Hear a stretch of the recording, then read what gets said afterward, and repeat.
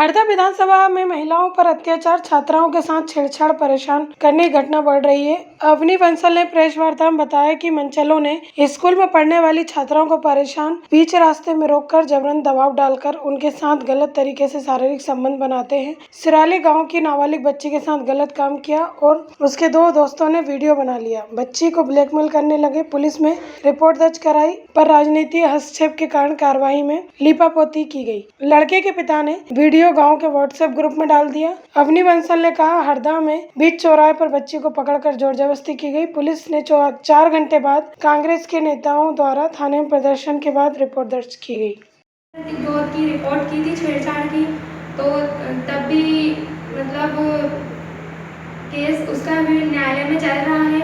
और अभी ये 2023 की घटना है, अभी 8 जुलाई की, जब ऋतिक गौर के पिता शिवशंकर गौर ने मेरा वीडियो जो है गांव के व्हाट्सएप ग्रुप पर वायरल कर दिया और उसमें लिखा गया है कि पहचानो ये कौन है।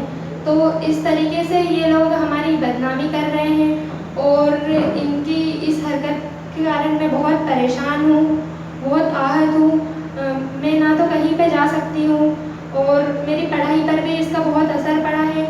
और ये जो हो रहा है, आज मेरे साथ हुआ, कल किसी और के साथ होगा, इस पर ऑब्जेक्शन किया जाए। इन्हें कड़ी से कड़ी सजा मिलनी चाहिए। और मेरा मानना ये है कि देश में छोटी सी छोटी घटनाओं पर लोगों के घर पे बुलडोजर चल रहा है, तो इन अपराधियों के घर पे भी बुलडोजर चलाया जाए। अगर ये नहीं हुआ तो आज मेरे साथ हुआ है, कल किसी और के साथ होगा, तो सख्त से सख्त कार्रवाई की जाए और इनके घर पर बुलडोजर चलाई जाए। और आप लोग सब मेरी मदद करें। धन्यवाद। कि मुझे शासन की ओर से मेरी मदद की जाए, क्योंकि उस व्यक्ति का जो परिवार है वो गुंडा प्रवृत्ति का, क्योंकि इससे पहले वो दूसरे गांव से आया है। उसका छिपावड़ थाने में भी काफ़ी रिकॉर्ड खराब है।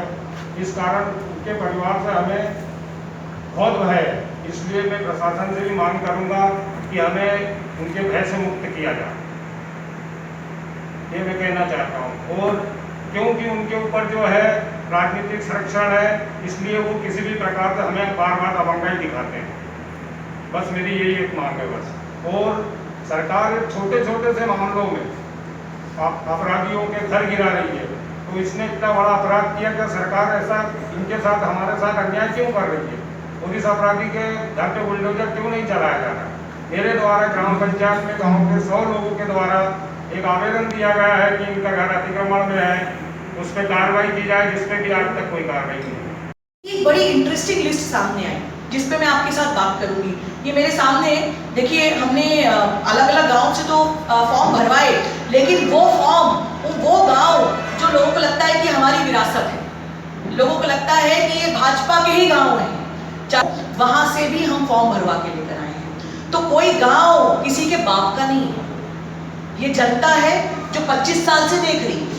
ये राता तलाई के गांव इतनी महिलाओं ने भरे और इनकी एक एक की कहानी सुनकर आए हैं कि क्या चल रहा है उनके गांव में, उनके गांव की समस्या क्या है, लेकिन महिलाओं की समस्या क्या है, क्या लिस्ट निकल के आई, उस पर भी मैं बात करूंगी। लेकिन उसके पहले मेरे साथ हरदा कांग्रेस की महिला कांग्रेस अध्यक्ष प्रमिला ठाकुर जी और प्रेस के भी सारे साथी जानते हैं, उसमें भी कांग्रेस पार्टी ने ही बढ़ चढ़ के हिस्सा लिया था, तब जाकर उस बच्ची की रिपोर्ट लिखी गई थी। आप सोचिए, प्रशासन का जो काम होता है वो नागरिकों की रक्षा करने का काम होता है। उनका काम ये नहीं होता है कि मौजूदा जो भी सरकार है उसके दबाव में आकर वो काम करे। प्रशासन अपनी ड्यूटी पूरी ईमानदारी से नहीं कर रहा है, इस वजह से आम नागरिकों को तकलीफ होती है, और खास करके महिलाओं को। महिलाएं केवल वोट बैंक नहीं है, ये सभी सरकारों को जानने और समझने की आवश्यकता है। हरदा से अरुण तिवारी की रिपोर्ट।